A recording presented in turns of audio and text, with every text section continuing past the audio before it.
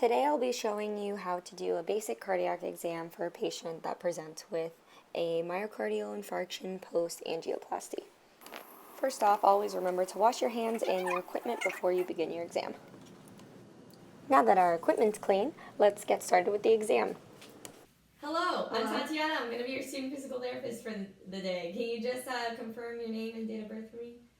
Shika Patel, March 13th, 1995. Okay, perfect, Shika. So I know that you're coming to us because you just had a heart attack and you just had a procedure because of it, right? Yeah. Oh, it's okay. Don't worry. So I'm just going to do a general screening for you to make sure everything's good to go, okay? Sounds good. All right. So before we start, I just want to ask you some questions. Have you had any unusual symptoms lately? No, I know before my surgery I was getting chest pain, but since my surgery I haven't felt that same chest pain again, or any other chest pain. Oh, okay, great. That was my next question. I'm happy to hear about that. Sorry, I talk a lot. It's okay. I like that. Me too. Okay. Well, we're going to take your blood pressure first.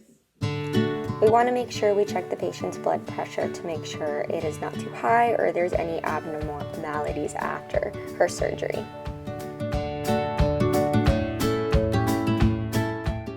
Next, we're checking the patient's SpO2 to make sure her oxygenation is well.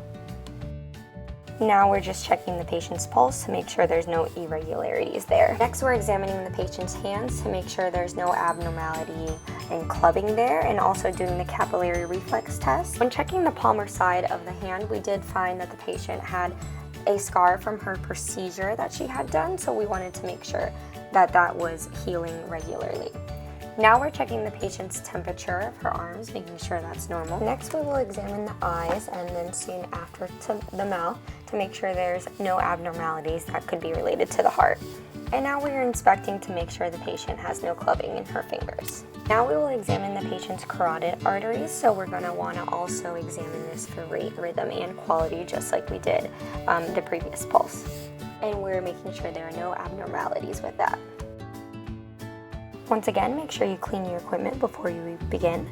And now what we'll be doing is just palpating the patient's ribs in between her intercostal spaces to hear the specific valves of the heart. So make sure you gain the patient's consent before you do this. The first one we'll be listening to is the atrial valve, which is found on the right second intercostal space. After that, we will do the pulmonary valve, which is the second intercostal space on the left. After that, we will do the tricuspid valve, which is the fourth intercostal space on the left, and then the fifth intercostal space on the left will be the mitral valve, and that will be in the mid-clavicular line.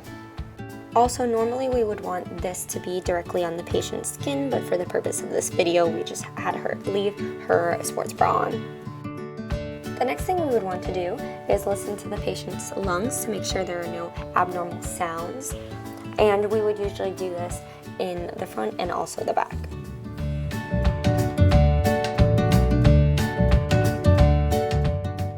And the last thing we're doing today is making sure that the patient has no edema in any of her extremities.